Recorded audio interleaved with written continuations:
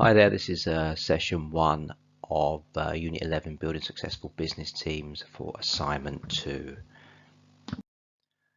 Yeah, hopefully you've got the volume on now. I obviously recommend wearing headphones so you can kind of cut out any background distraction. And of course, at any point during the video lecture, you can pause, you can rewind, so it's much easier to keep up and take notes. Above all, keep that mobile phone out of sight. You know, you're at home now all day long for the next few weeks at least, lots of phone time. So this is the time when you say, right, no distractions. I'm just going to put my phone away for the amount of time it says below, in terms of how long this lecture is going to last. And I'm just going to focus on this topic. That way I'll understand it more, get some good notes down. It'll be easier to do the assignment and to do the assignment quicker. So here is assignment 2. It's just one task, so it shouldn't take too long. You may remember on assignment 1 we focused on team dynamics and how teams form and develop. We looked at Tuckman's model. We also looked at individuals and their roles within a team, and the focus was on Belbin. Now assignment 2, the focus here is on leadership and how that impacts on team dynamics and success. So you've got 4 questions there, or 4 things you need to focus on. The first one being the importance and the role and responsibilities of team leader, or as they're called in the apprentice show, the project manager. We'll look at the attributes and qualities of a team leader, and how a team leader can contribute to the effectiveness of a team. We're also going to be evaluating team leaders' impact on a team and the outcome of that team's task. So let's first of all take a look at the attributes and qualities of a team leader. Like always, when you're focusing on a topic, it's always good to do a mind map. So a little graphic here is indicating the attributes and qualities of a team. The first one being communication, no surprise there. We learned that actually to be effective as a team member, communication is important.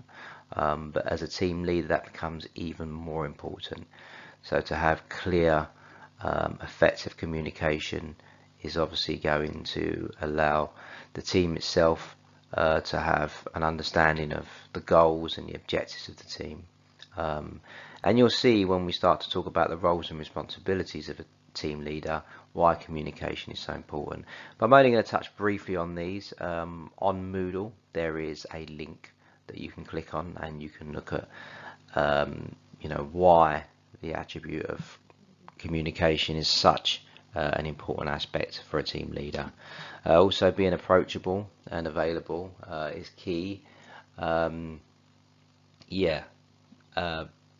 quite personable as well, being able to have your team members approach you when they're in trouble or need advice, or they just want to bounce an idea off you, is very important. And also being visible, i.e. you're available to see them at any point.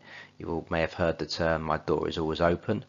A leader that has that kind of mindset is always much more effective because they get to hear about what's going on within the team immediately, as opposed to when it's too late. Trust is an important area for a team leader to have. People need to be able to trust them, and so showing consistency is part of that. You need, when someone's leading you, you want to be able to know that they're reliable, dependable, and this is all part of consistency. So take a bit more of a closer look at that.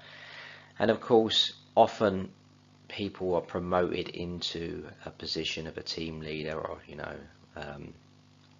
a line manager, etc., because they have a lot of knowledge and understanding of the job itself, and they're confident in displaying that knowledge. And so once again, that also builds in trust. If you go to your team leader and they know exactly what they're talking about and they know what to do, then that's very useful. And once again, when we look at the some of the roles and responsibilities, one role of a team leader is to be able to coach members of the team, and you can only do that if you have knowledge of that job. Another key area is innovate and inspire, because people come into work every day, 5 days a week. They may have been in the job for many, many years. The job is repetitive. So a team leader has the ability to inspire others, and of course to innovate. There's always going to be issues, there's going to be lack of resources, so having that ability to come up with solutions is all part of innovation. Now, there's so much that might go on within a team or an organization, you can't possibly expect to do all of it as a team leader. So knowing how to delegate is very important. Over delegation is not good, because you're passing all of your responsibilities onto someone else, maybe inexperienced, putting too much pressure on them. But at the same time, you don't want to get into something called micromanagement, where you try and do everything and you try and control everything. So you want to be able to show trust to your team members, and so good delegation is another key attribute. Okay, so one of the roles of a team leader is to coach team members. Not all your team members are going to be experienced. They may be new to the role that they have, and you need to have the ability to be able to coach them. And this feeds back to one of the key attributes of a team leader, that is good communication, and of course knowledge and understanding of the organization. These two factors will help in that role of coaching your team members. Also, the ability to identify what the strengths and weaknesses are of your team, and therefore be able to develop the team's strengths, and of course improve on the weaknesses is also another crucial role. Otherwise, a team becomes stagnant. You never reach the stage of performing, as we looked at with Tuckman. So that's crucial. Being able to improve weaknesses and develop strengths is that's crucial to that whole Tuckman's stages of team development. If you're going to get them to the stage of performing, you need to iron out those weaknesses. One role and responsibility, of course, is to identify the goals that your team has. That way you can keep them on task, and then of course evaluate how well they're achieving that task, and evaluate their progress is another crucial role. Now, within a team there's going to be a lot of different characters. There's going to be some conflict within a team.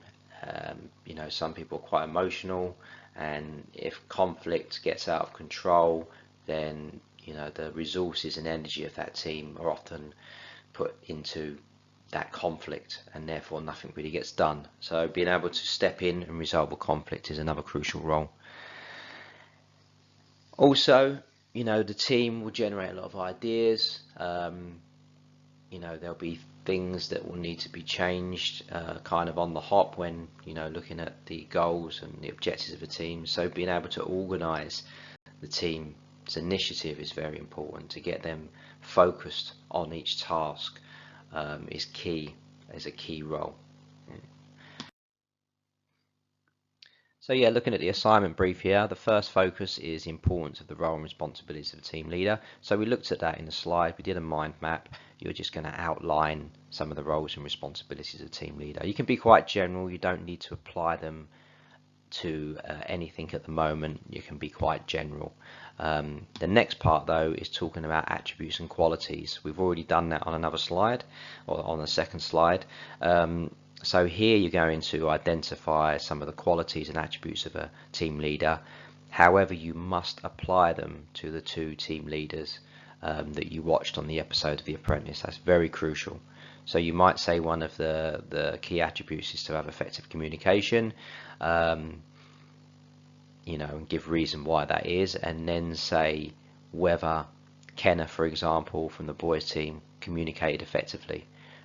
Whether he listened carefully to his team members, whether he gave them clear instruction, that kind of thing. Just some, don't go too much into it, but just to give some feedback on Kenna's performance in terms of communication.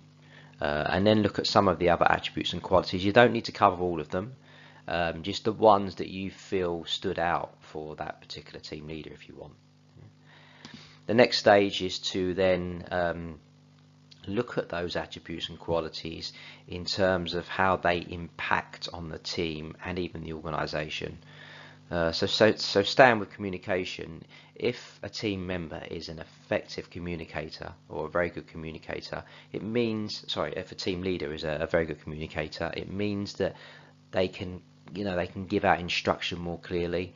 We know that one of their roles is coaching, so they can coach their members more effectively. And if that happens, then their team members are better at their jobs, they're more focused on the objectives, so they produce better results, and these results could be sales, for example, which means that they increase the revenue into the organization, and often that leads to an increase in profit. So you can see how it all kind of links in terms of how effective a team can become from certain attributes displayed from the leader. Now you then want to apply that idea to the two team leaders from The Apprentice that you saw on one of the episodes, and so you're going to say how effective they've been, at communicating, being approachable, which is another key quality. You want to talk in general about those things, apply them to the two team leaders. Okay, so hopefully that's quite clear what you need to do for assignment 2. Any issues, of course, back on Teams, send me a message and I'll answer them directly. Okay, so good luck with all that, and hopefully you can get that done quite quickly.